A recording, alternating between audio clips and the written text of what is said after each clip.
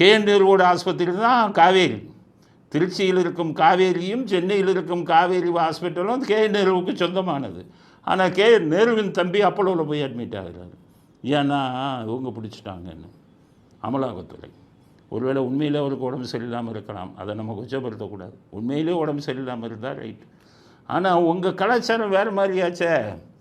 கைது பண்ணும்போது இந்த வேலை பண்ணுவீங்களே. அமலாக்கத்துறை ஏற்கனவே செந்தில் பாலாஜியை கைது பண்ணும்போது ஐயோ அம்மான்னு சொல்லி சிறுநீர் போயிட்டு நேராக போய் ஹாஸ்பிட்டலில் ஓமந்தூராரில் அட்மிட் ஆகிட்டு, ஓமந்தூராரிலேருந்து கைது பண்ணாமல் இருக்கணும்னு சொல்லி காவேரியில் போய் அட்மிட் ஆகிட்டு, அங்கே ஒரு ஹார்ட் சர்ஜரின்னு சொல்லிக்கிட்டு அங்கே ஒரு மாதம் இருந்துட்டு அதுக்கப்புறம் தான் ஜெயிலுக்கு வந்தார்.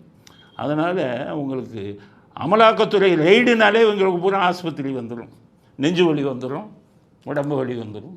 அப்படி வந்த நோயோ என்னமோ தெரியவில்லை. நேரு தம்பிக்கு அப்போலோவில் அட்மிட் பண்ணியிருக்காங்க. அங்கேருந்து காவேரிக்கு மாறினாலும் மாறலாம். அதுக்கப்புறம் அப்போ angiogram, heart open heart surgery, bypass surgery, இது மாதிரி ஏதாச்சும் நடக்கலாம். ஸோ அமலாக்கத்துறையை ஏமாற்றுவதற்காக, கைது செய்யப்பட்டு ஜெயிலுக்கு போவதை தவிர்ப்பதற்காக உடல்நலம் சரியில்லையா அப்படிங்கிறத நேரு தம்பி ஆஸ்பத்திரியில் அட்மிட் ஆனதுலேருந்து பல சந்தேகங்கள் எங்களுக்கு வருகிறது. தமிழ்நாட்டு மக்களுக்கு எல்லாத்துக்குமே அந்த சந்தேகம் வருது.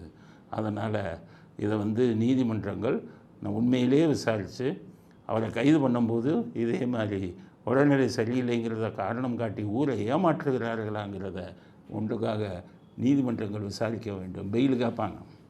பெயில் கேட்கும்போது இந்த வேலை பண்ணுவாங்க. அங்கே ரெடி பண்ணிட்டாங்க கைது பண்ணுறதுக்கு. உடனே அட்மிட்டட் ஹாஸ்பிட்டல். அசோக் கதை தான். ஃபார்ம் ஹவுஸில் எங்கேயாச்சும் போய் ஒழிஞ்சுக்கிறது, இல்லை ஆஸ்பத்திரியில் போய் ஹார்ட் சர்ஜரி. இதுதானே டிஎம்கே மாடல். ஸோ இன்னொரு டிஎம்கே மாடல் இங்கே அரங்கேறி கொண்டிருக்கிறது.